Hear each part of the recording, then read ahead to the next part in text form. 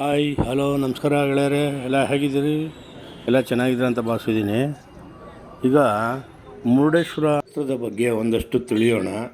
ಹಾಗೆ ಅದಕ್ಕೆ ಮೊದಲು ಭಗವಂತನಾದ ಓಂಕಾರ ಸ್ವರೂಪಿ ಸಾಕ್ಷಾತ್ ಶಿವನನ್ನು ಸ್ತುತಿಸುತ್ತಾ ನಂತರ ಈ ಕಥೆಯನ್ನು ತಿಳಿಸುತ್ತೇನೆ. ಎಲ್ಲ ದೈವಗಳನ್ನು ನೆನೆಸುವ ಮೊದಲು ವಿಘ್ನ ವಿನಾಯಕನನ್ನು ಸ್ತುತಿಸೋಣ. ಓಂ ಶ್ರೀ ಗಣೇಶಾಯ ನಮಃ. ಓಂ ನಮಃ ಶಿವಾಯ. ಉತ್ತಿಷ್ಠ ಹೇ ದೇವ, ಉತ್ತಿಷ್ಠ ಪರಮೇಶ್ವರ, ಉತ್ತಿಷ್ಠ ಮುರುಡೇಶ್ವರ, ಲೋಕಾನಾಂ ಮಂಗಳಂ ಕುರು. ಸಮುದ್ರತೀರ ನಿವಾಸ ಕೈಲಾಸಾಧಿಪತೆ ಪ್ರಭೋ, ರಕ್ಷಕ ಶಂಭೋ ತ್ವಂ ಸುಪ್ರಭಾತಂ ಗೃಹಾಣ ಮೇ. ನೀಲಕಂಠ ಮಹಾದೇವ ತ್ರಿಲೋಕೇಶ ದಯಾನಿಧಿ, ಚಂದ್ರಶೇಖರ ಶಂಭೋ ತ್ವಂ ಸುಪ್ರಭಾತಂ ಶುಭಂ ಕುರು. ಗಂಗಾಧರ ಗಿರಿಶೇಷ ಪಶುಪತೆ ಪರಾತ್ಪರ, ಆತ್ಮಲಿಂಗ ಸ್ವರೂಪಾಯ ನಮಸ್ತೆ ಮುರುಡೇಶ್ವರ. ಓಂ ನಮಃ ಶಿವಾಯ. ಓಂ ನಮಃ ಶಿವಾಯ. ಓಂ ನಮಃ ಶಿವಾಯ. ಕರ್ಪೂರಗೌರಂ ಕರುಣಾವತಾರಂ ಸಂಸಾರಸಾರಂ ಭುಜಗೇಂದ್ರಹಾರಂ, ಸದಾ ವಸಂತಂ ಹೃದಯಾರವಿಂದೇ ಭವಂ ಭವಾನಿ ಸಹಿತಂ ನಮಾಮಿ. ಓಂ ಮಹೇಶ್ವರಾಯ ನಮಃ. ಓಂ ಶಂಭವೇ ನಮಃ. ಓಂ ಶಂಕರಾಯ ನಮಃ. ಓಂ ನೀಲಕಂಠಾಯ ನಮಃ. ಓಂ ತ್ರಿಲೋಚನಾಯ ನಮಃ. ಓಂ ಗಂಗಾಧರಾಯ ನಮಃ. ಓಂ ಪಶುಪತೆ ನಮಃ. ಓಂ ರುದ್ರಾಯ ನಮಃ. ಓಂ ಚಂದ್ರಶೇಖರಾಯ ನಮಃ. ಓಂ ಸದಾಶಿವಾಯ ನಮಃ. ಓಂ ನಮೋ ಭಗವತೆ ಮುರುಡೇಶ್ವರಾಯ ನಮಃ.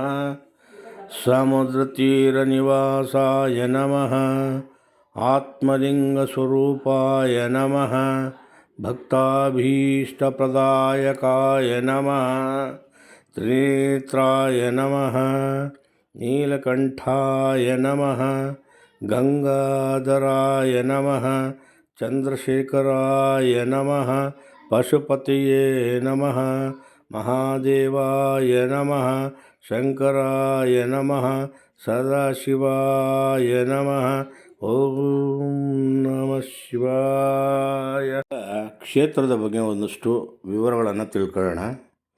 ಪುರಾಣದ ಪ್ರಕಾರ ಕರ್ನಾಟಕದ ಹಲವು ಶಿವಕ್ಷೇತ್ರಗಳು ಪ್ರಸಿದ್ಧವಾದವು.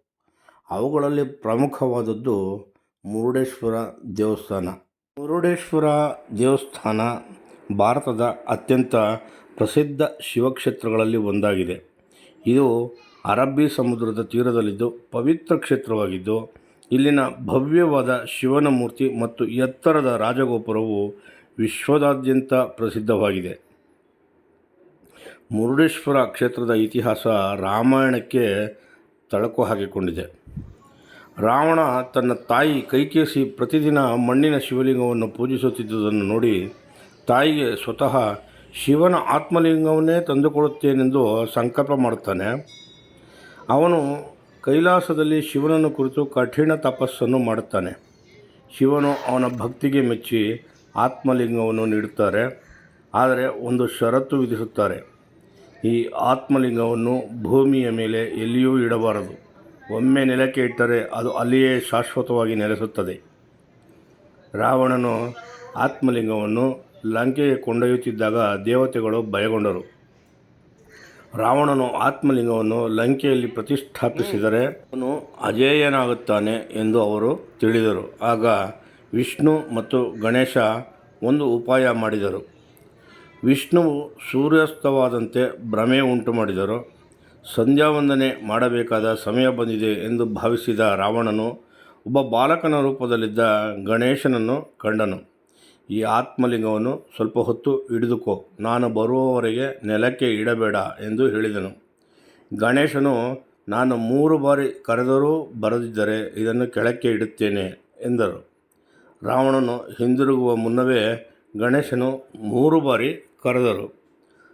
ರಾವಣನು ಬರದ ಕಾರಣ ಆತ್ಮಲಿಂಗವನ್ನು ನೆಲದ ಮೇಲೆ ಇಟ್ಟನು. ರಾವಣನು ಹಿಂದಿರುಗಿ ಆತ್ಮಲಿಂಗವನ್ನು ಎಳೆಯಲು ಪ್ರಾರಂಭಿಸಿದನು, ಆದರೆ ಅದು ಕದಲಲಿಲ್ಲ. ಕೋಪಗೊಂಡ ರಾವಣನು ಅದನ್ನು ಬಲವಾಗಿ ಎಳೆದಾಗ ಆತ್ಮಲಿಂಗದ ಮೇಲಿನ ಹೊದಿಕೆ ಮತ್ತು ಅದರ ಕೆಲವು ಭಾಗಗಳು ಬೇರೆ ಬೇರೆ ಸ್ಥಳಗಳಿಗೆ ಹಾರಿಬಿದ್ದವು. ಪುರಾಣದ ಪ್ರಕಾರ ಅವು ಕರ್ನಾಟಕದ ಹಲವು ಶಿವಕ್ಷೇತ್ರಗಳಲ್ಲಿ ಪ್ರಸಿದ್ಧವಾದವು. ಅವುಗಳಲ್ಲಿ ಪ್ರಮುಖವಾದುದು ಮುರುಡೇಶ್ವರ ದೇವಸ್ಥಾನ.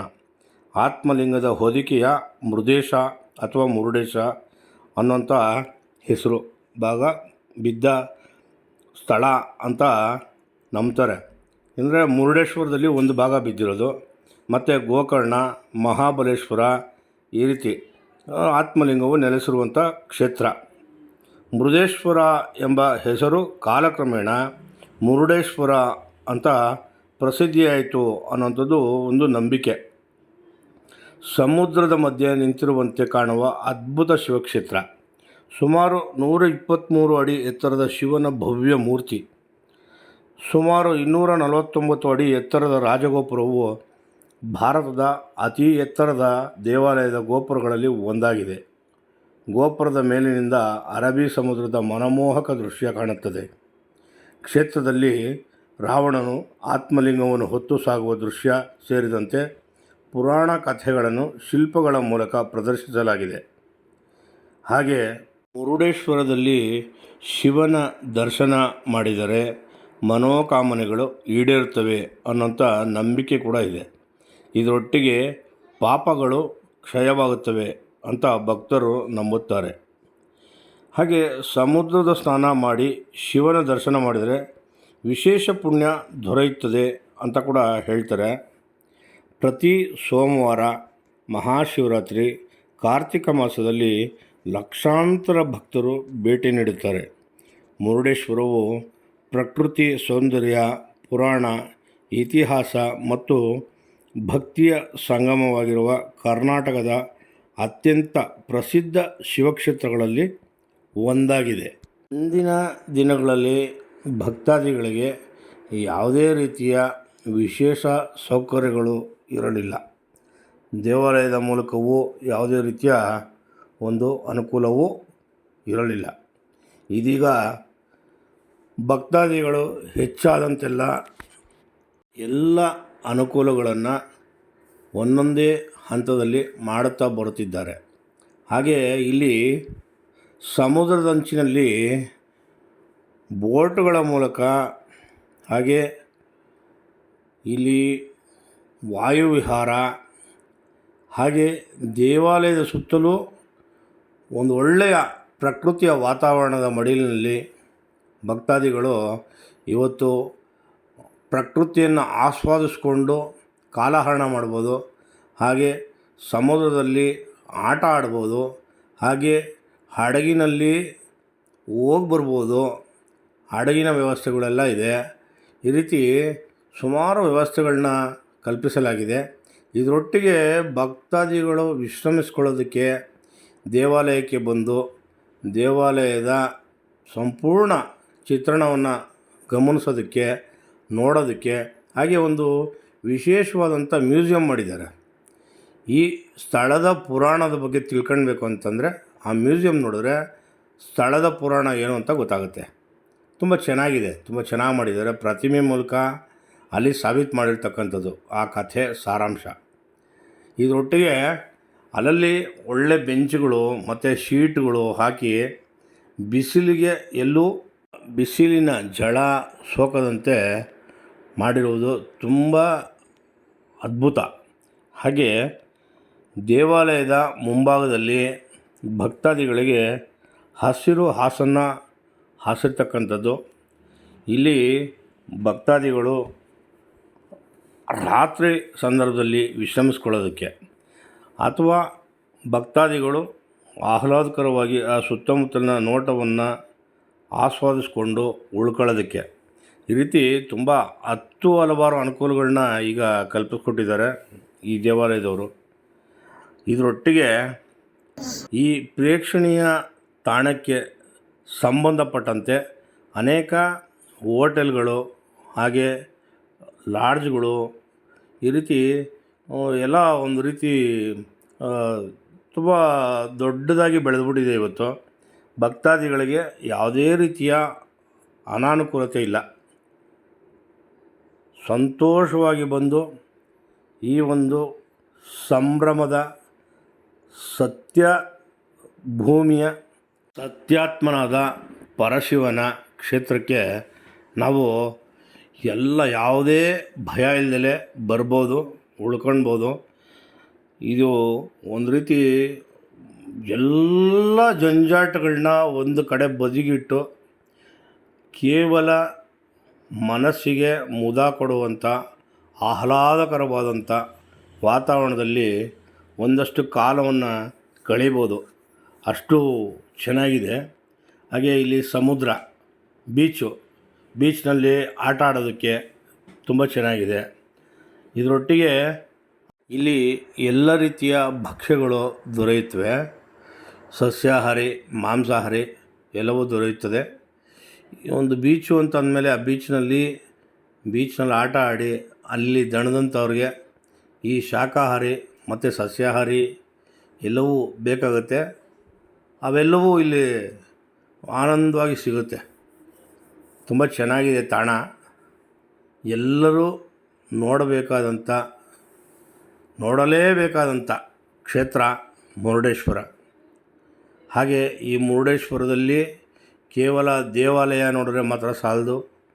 ಈ ದೇವಾಲಯದಲ್ಲಿ ಮಾಡಿರ್ತಕ್ಕಂಥ ಮ್ಯೂಸಿಯಂ ಇದೆಯಲ್ಲ, ಆ ಮ್ಯೂಸಿಯಂನ ಒಂದು ಸಲ ತಿರುಗಾಡ್ಕೊಂಡು ಬನ್ನಿ.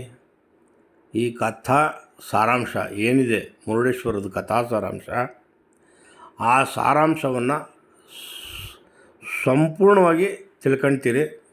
ಹಾಗೆ ನೀವು ಹೇಳೋದಕ್ಕೆ ಒಂದಷ್ಟು ಜನಕ್ಕೆ ನಿಮಗೂ ಅನುಕೂಲ ಆಗುತ್ತೆ. ಹೋಗಿ ಬನ್ನಿ. ಹಾಗೆ ಇದ್ರ ಪಕ್ಕ ಗೋಕರ್ಣ ಇದೆ. ಮತ್ತು ಹಾಗೆ ಬಂದರೆ ಸುತ್ತಮುತ್ತ ಸುಮಾರು ಪುಣ್ಯಕ್ಷೇತ್ರಗಳಿದೆ, ಎಲ್ಲ ನೋಡ್ಬೋದು. ಮತ್ತು ಅಲ್ಲೇ ಈ ಒಂದು ಮುರುಡೇಶ್ವರದಿಂದ ಒಂದು 100 ಕಿಲೋಮೀಟ್ರ್ ವ್ಯಾಪ್ತಿಯಲ್ಲಿ 5-6 ಸ್ಥಳಗಳಿದೆ. ಅವೆಲ್ಲ ನೋಡುವಂಥ ಜಾಗ, ಪ್ರವಾಸಿ ಸ್ಥಳಗಳು, ಪ್ರವಾಸಿ ತಾಣಗಳು. ಒಂದು ಬಾರಿ ಮುರುಡೇಶ್ವರ ಅಂತ ಹೋದರೆ 1 ದಿವಸ 2 ದಿವಸ ಅಲ್ಲೇ ಉಳ್ಕೊಂಡು ಎಲ್ಲ ಕ್ಷೇತ್ರಗಳನ್ನ ಸಂಪರ್ಕ ಮಾಡಿ ಮನಸೋ ಇಚ್ಛೆ ಆನಂದವನ್ನು ಸವಿದು, ಆನಂದವನ್ನು ಆಹ್ಲಾದಿಸ್ಕೊಂಡು ಎಲ್ಲವನ್ನು ಪರಿಪೂರ್ಣವಾಗಿ ಪ್ರಪಂಚದ ಹಾಗೆ ದೇವದೂತರ, ದೇವರ, ರಾಕ್ಷಸರ ಮತ್ತು ಆ ನಡುವಿನ ಸಂಬಂಧಗಳೇನಿದೆ ಅವೆಲ್ಲ ತಿಳ್ಕೊಳ್ಳೋದಕ್ಕೆ ತುಂಬ ಒಳ್ಳೆ ಕ್ಷೇತ್ರಗಳು ಅಂತ ಕೂಡ ಹೇಳ್ಬೋದು. ದಯಮಾಡಿ ಎಲ್ಲ ಒಮ್ಮೆ ಹೋಗಿ ಈ ಕ್ಷೇತ್ರವನ್ನು ನೋಡಿ ಮನಸಾರೆ ಆನಂದಿಸಿ ನೀವು ಧನ್ಯರಾಗಿ, ಕೃತಾರ್ಥರಾಗಿ ಅಂತ ಹೇಳ್ತಾ ನನ್ನ ಈ ವಿಡಿಯೋ ಇವತ್ತು ಮುಗಿಸ್ತಾ ಇದ್ದೀನಿ. ಮುಂದಿನ ವಿಡಿಯೋಗಳಿಗೆ ನೋಡ್ತಾ ಇರಿ ಕ್ಷಿಪ್ರಕ್ರಾಂತಿ ಮೀಡಿಯಾ ಎಂಟರ್ಟೈನ್ಮೆಂಟ್ ಚಾನಲ್ನ ಅಂತ ಹೇಳ್ತಾ, ಚೆನ್ನಾಗಿದ್ದರೆ ಸಬ್ಸ್ಕ್ರೈಬ್ ಮಾಡಿ, ಲೈಕ್ ಮಾಡಿ, ಶೇರ್ ಮಾಡಿ ಅಂತ ಹೇಳ್ತಾ ಧನ್ಯವಾದಗಳೊಂದಿಗೆ ಜೈ ಹಿಂದ್, ಜೈ ಕರ್ನಾಟಕ.